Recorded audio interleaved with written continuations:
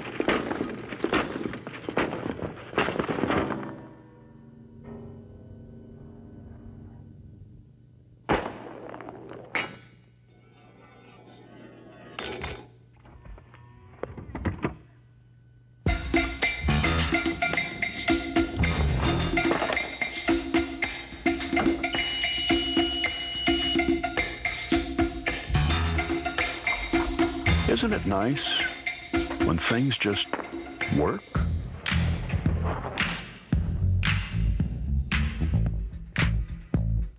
I think when people see this commercial, they just stop in their tracks and they are in awe. It's a beautiful piece of film, and yeah, your first reaction is, wow.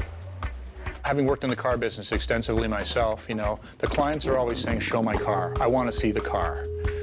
The creative people are always trying not to show the car because all other car commercials show the car, and frankly, by showing the car, you become like every other car commercial. What Honda did is they went the complete opposite way. Instead of showing the car, they went inside the car and showed probably 140 working pieces of the car. And so, I mean, I love it because it's almost like saying back to the client, I'm not only going to show your car, I'm going to show your car like no one's ever shown your car. So like they snooker the client. The client can't say no to the creative concept. And at the same time, you know, you have this really great idea. Honda created an ad so complicated it would take a team of scientists from NASA to figure it out. Sadly, none were available. So we went behind the scenes for the Making of Honda Cog.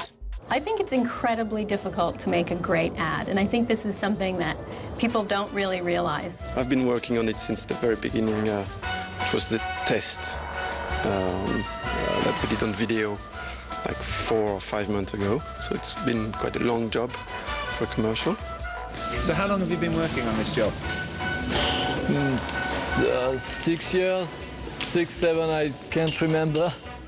We've had about 4.5 months of working in studios where they set different bits of car up. We obviously didn't want all the pieces just to be knocking into each other. There had to be the cleverness of the ingenuity of the piece was very, very important. So we have seen actually a lot of other ideas along the way to the final film. Even if you're not explicitly into film and into advertising or movies or television, you can't help but be drawn in by the loving attention that the filmmaker has placed on how each one of those parts is going to move. Obviously, it was based on a previous thing. I mean, we've seen these dominoes falling. We've seen lots of these. Based on that, I mean, I don't know how they got to the idea, but it was a great idea. But my guess is tons and tons of practice to make that thing work. The commercial, which a lot of people thought was a lot of computer-generated effects, was actually filmed mostly in camera over 4 days. It took 600 takes to get that entire Rube Goldberg process down. I mean, there's only one cut in that thing. And they did it in 2 sections because of space limitations. They filmed the first half of it and then the second half of it. So one shot goes up one side and then the other shot comes down the other side of the warehouse and they cut it together in the middle. Which is quite a directorial achievement. Taken 1 month in script approval, 2 months in concept drawings, and 4 months in development and testing. Generally speaking, we've been 8 others working non-stop on this chain reaction. And with different sensibilities, there's a sculptor, a photographer, special effects technicians from the cinema. On the day, you're talking about a large crane. You're talking about 3 people operating that crane. You're talking about 3 people operating the camera.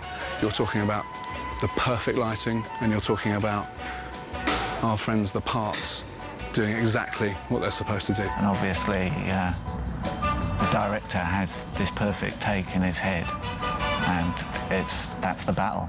That's what they're trying to get on film. It reminds me how rare it is that you're able to win, persuade, have the right kind of conversations with all the right people you need to get something like that to happen. Now that we've heard from the experts how it was made, let's take one last look at Honda Cog.